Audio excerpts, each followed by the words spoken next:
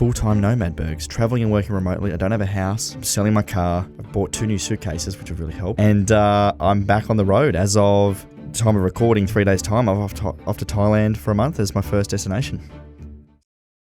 Welcome back to another episode of the Ben and Berg Show with your favourite MBA and high school dropout. Today, we're talking about how I have become a full-time nomad, Bergs, traveling and working remotely. I don't have a house.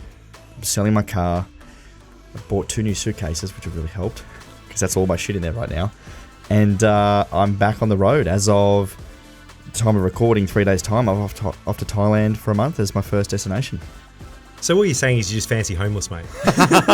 Or what's the proper one? It's vagabond, where you don't have like a fixed address. I say that to people at conferences, like, oh, where do you live? I'm like, oh, no, I'm homeless.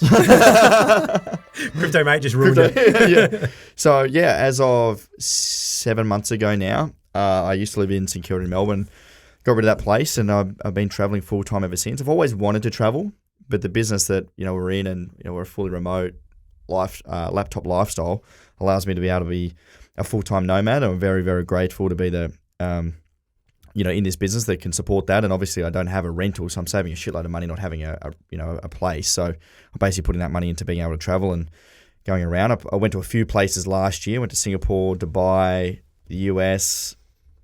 I think that's it.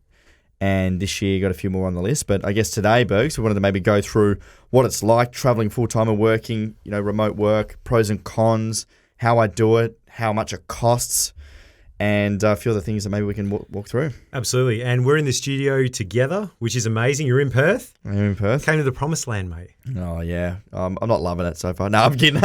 He's literally talking. He's like, oh, man, I'm at the best hotel and it's not too hot. And I had a cracking breakfast and I went to the gym. This is sick, mate. This is so awesome. I bag it out because Berg's just like shits on Tasmania all the time. He never wants to come. So you're not even part of the mainland, mate. You're just this little thing. You're like this little cancer that hangs off Australia, mate. Oh, well, that might be a bit strong.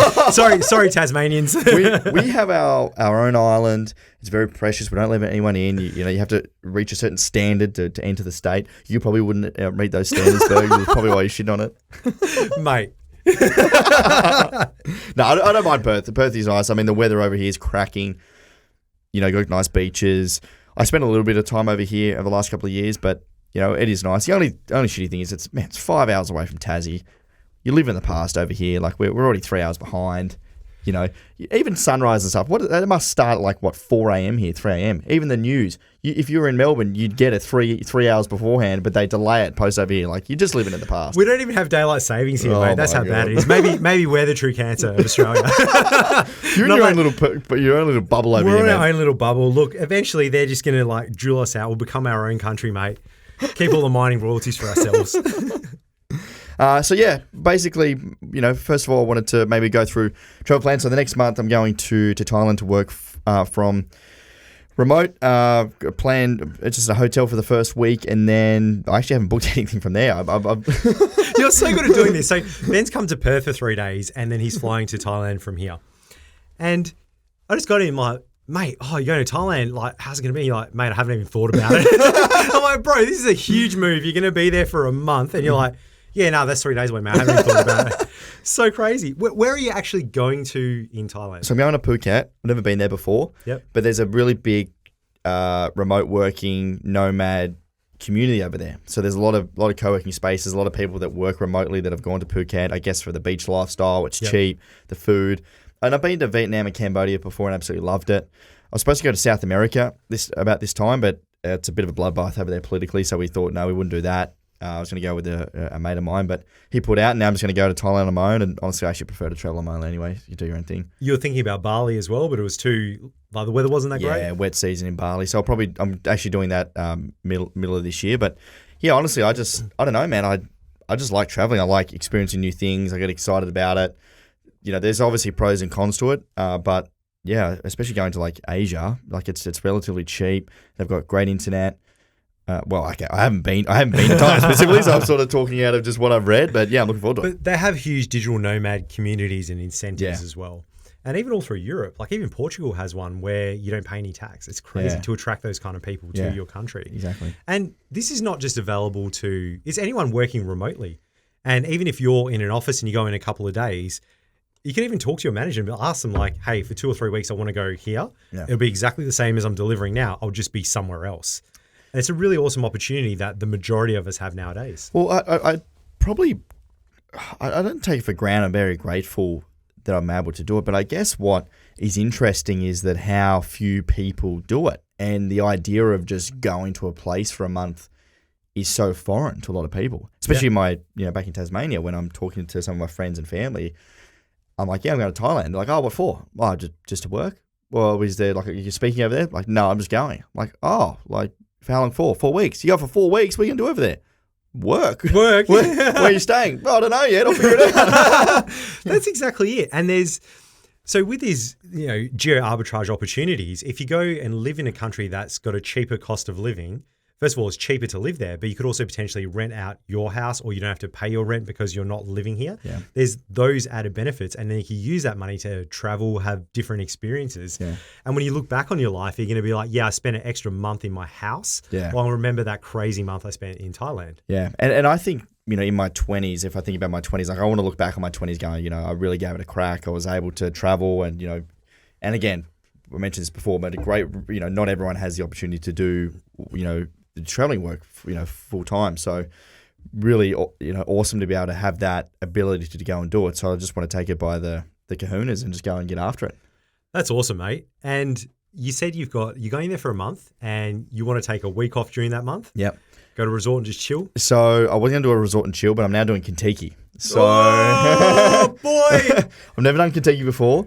I am going over because I haven't really been able to take a break. It took a bit of time over Christmas, but we had the Australian Open deal, and it's just it was chaos. So a lot of work. So yeah, we're going to do Kentucky. One of my buddies is coming up. My business buddies from EO is coming over from Melbourne. Lad. He's going to meet me in Phuket, and we're going to do 5 or 6 days of traveling around the islands around Phuket.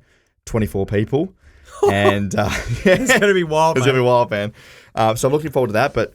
Yeah, what I'm most looking forward to is just being able to get in a good routine. There's a space I think that's where I'm going to book. It's like a co-living, co-working space. So think like a massive, apartment complex with an attached co-working space with a pool and a bar and a cafe. So you can go and sleep in your room, and then you can go down and work with other other independent workers. So that's what I'm most looking forward to. I did a little bit of that. Actually, nothing specifically like what they've got in Thailand. I think Thailand and Bali is really set up like that. When I've traveled to Dubai and the US, it's a little bit different. You you get your Airbnbs and you go to a co-working space. But yeah, I'm really looking forward to that in Thailand. It's pretty cheap. Like I got flights from Perth to Phuket for $700 return. Amazing. And, accommodation and, co-working in Thailand. I actually don't know how much it is. I think it's like $1,000 or $2,000 for, 2 or 3 weeks. So that's wild. If you look at that in comparison to having a rental and all the costs and things. And the co-working space. You have it all together.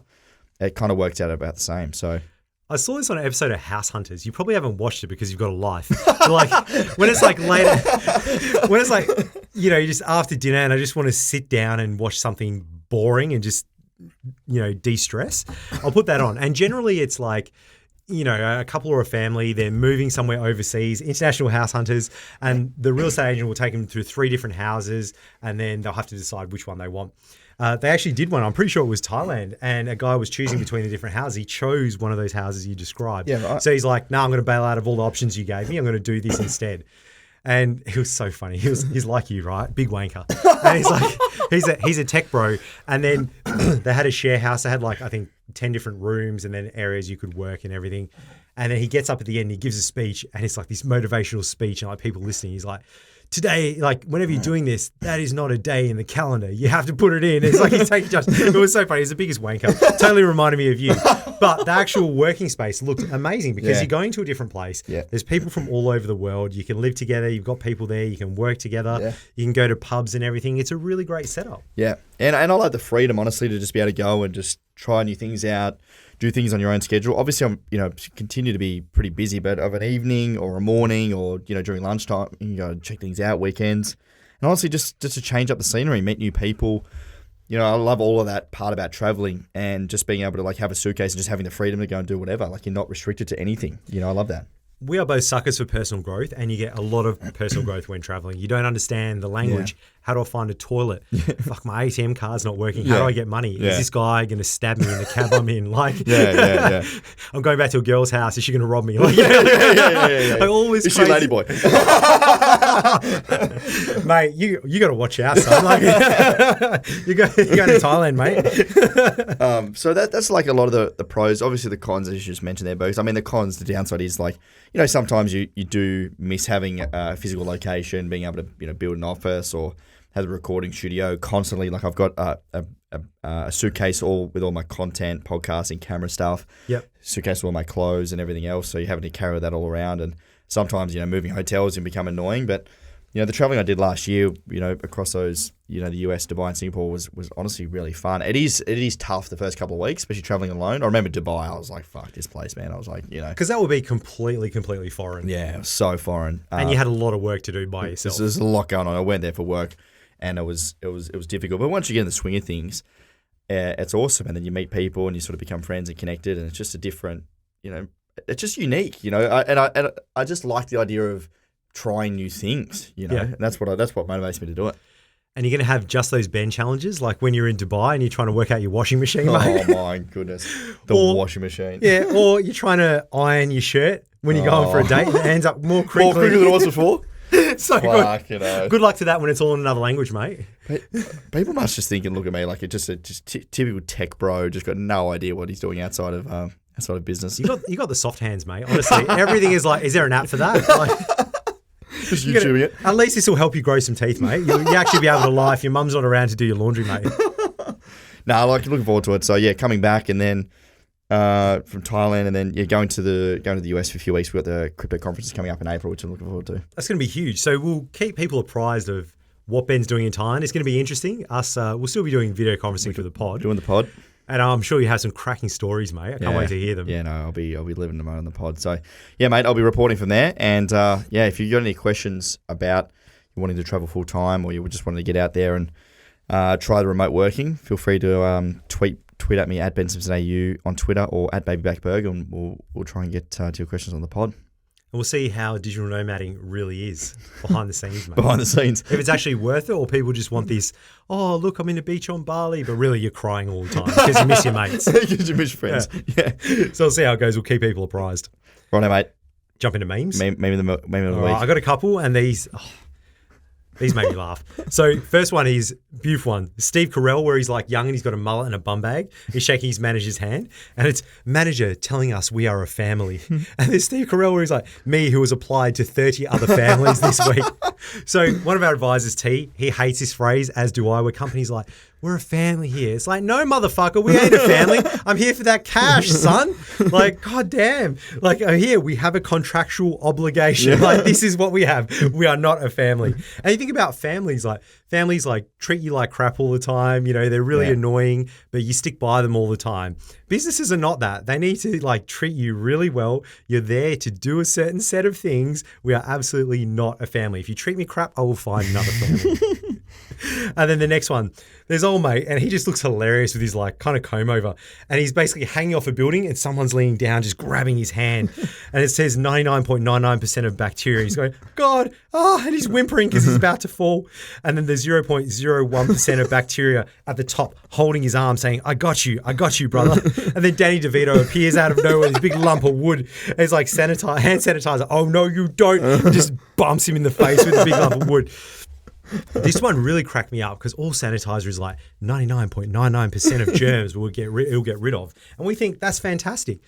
In my old job, I used to sit next to a guy and he was the head of infectious diseases. He's like, bruh, it's like, that 0.001%? That's like over 200,000 different type of bacteria. So we think we're all good, but no, you're getting slaughtered. Mate, this one got me in the feels. So it's a kid and it says, when someone asks me why I'm always on my phone, and the caption is, it prevents me from being alone with my thoughts. And I was like, bruh. This is what we talked about last week, where people are afraid to be bored. You always need to be entertained because otherwise you have to deal with your shit. But if you deal with your shit and you do the hard thing, you'll have a much better life. Yeah. Oh, mate. Right in the feels. Right in the feels. And this one is for Ben. This is Ben. It's a chimp, and it said, The caption is just think twice. Bro, I didn't even think once. And this is just you, mate, jumping into everything. And after you'd be like, whoa, wait, why are we doing this? What does this mean for our business? What resources do we need? This is like Thailand, just go to Thailand, book done. And I'm like, have you done anything apart from that? No, bro, it's all good. Taking my suitcase. I've got some new suitcases. I'm going, man, I'm going. At least you booked a week Kentucky. Oh, yeah. So you got your first week sorted. Yeah, everything else will figure out. Mate, bloody hell. Righto, nice work. Middle of the week, man. What are you... Have you seen one of these before? No, I haven't. It looks like a... I don't know. What kind of cuisine would you say this is? Is it... I was going to say Indian, but... Yeah, boy. Well done. Indian? All right, Yeah. good. All right, so this is masala dosa. So what this is, it's like long, thin... It's like fermented rice, and it's like really long and thin, and they fry it. And on the inside, you've got like... curried potato, and it's just absolutely delicious. And then you got all your dipping sauces. So you got the kind of spicy one on the right, the cooling one on the left, and then the one where it's like kind of like a onion curry sauce type thing. So this was at a local curry spot, amazing. And this came to me through the Indian grapevine, through my mum, right? Because all Indians get together, like, this place is really good. And we couldn't go there for a while. They lost their chef. Now they've got a cut-down menu. But we went with our friends who I haven't seen in a while, which is amazing. Sit out the front, beautiful weather, nice glass of wine. And this was just incredible. This would have been about 60 centimeters long. And you're just breaking off this amazing, crispy dosa. And it's got that kind of almost sourdough taste to it. And you're just dipping it in. It was just brilliant, mate. And honestly, there's nothing wrong with this at all. I would give this a 10 out of 10. It amazing, was so man. good. It looks good. It was brilliant. It's cracking. Right. I'm back to my chicken days, mate. It's been a minute since I've brought a chicken dish on to middle of the week. Here we have Bergs is a cracking chicken parmigiana at the Melbourne airport. So what we've got here... At the airport? At the airport. Wow. Yeah, went down to the airport. Now, I reckon the lounge is overrated. The lounge food is a bang average. So I said, fuck this, I'm going to the restaurant. Went at a wicked chicken parmy. Just a nice double slice of ham. Chicken was, sort of thick, juicy, good coating, not too much batter. Good chips, well seasoned, with a glass Coke, mate. And can I just add, glass Cokes are so much better than like plastic or can. Bro, I completely agree with you. Even when I have like gin and tonic, the tonic in a glass is so much better. But when you go to other places, like when I went to London, their bottled plastic Coke was like our glass Coke. Really? We get stiffed over here, mate. Yeah, man. I think we get stiffed. The other thing too, I will say, like the over the bar, what's it called when they have it on the tap? Oh yeah, Coke, post mix, that's cracking as well. Yeah. But they got to get that mix right. Like sometimes there's way too much syrup or way too much water. You're like, man, this is just like water. Sometimes you just have it and it's got that kind of like taste, and you can actually taste the like. You know how they got a special recipe? There's like some different spices in there and it just bubbles on your tongue and gets in the face. That's the good Coke. That's a good Coke. So yeah, Bergs, this is about a 9.5. I wasn't overly happy with the tomato sauce, the relish that goes on. Not relish, but you know what goes with the palmy. Yeah. It's a little bit lumpy, the tomatoes, but everything else, mate, was pretty good. So I'm going to give it a 9.5. Mate, look at that token salad. Someone just gave up on life. It looks like I didn't even touch the salad. Yeah, actually, you know what? This is an 8. I remember the salad. I didn't even touch the salad. That was like, it's like the old bag of like the woolly salad that's been left over from last night's dinner at Nan's house. And they've just jammed it on the... It's like shredded coleslaw, but shredded on like the worst grater you've ever seen. They haven't even used a mandolin. And they've just put some kind of random brown vinaigrette on it. And it literally looks like... You remember like back in the day whenever you went to like, Chicken Treat or Red Rooster and you get the coleslaw? If you left that out in the sun for 6 weeks and it was just dry and old and disgusting and half moldy and they just put it on your plate? You know when someone's moving house, they had like that, leftover stuff in their fridge? This is like that thing that your mate like gave you their leftover bag of like salad that you didn't want that's been in there for like 3 months and they've just jammed on there. You know what this looks like? This looks like when one of your mates has been sick after a big night on the sauce and they have a big vom and then you go out the front the next day and it's all dried. That's what that looks like. That's what that reminds me of. Yeah. Fam, this has gone from a 9.5 to like a 6. Mate. How good. Nice work. Cool. Now, do we have any accountability at the moment? I think we're probably... Yeah, we caught up with all of that. We did a big update last week. And then, doing week-to-week updates. Like, I'm still lifting, still doing it. But, we want to give you progress. We want to give you the beans. I want to give you the beans. If you want an update on how Bergs is done, you can listen to episode 39. And also my social media stuff. You can head over to episode 39. But we might wrap it up there, Bergs. It's a good episode for those that want to get out there and start working remotely. Again, if you have any questions, feedback, if you like this podcast, we'd love for you to send it to a friend. Otherwise, you can tweet at us at Ben Simpson AU on Twitter and at BabyBackBerg. And, mate, we'll see you on the next episode. Catch you, champions. Thanks, guys.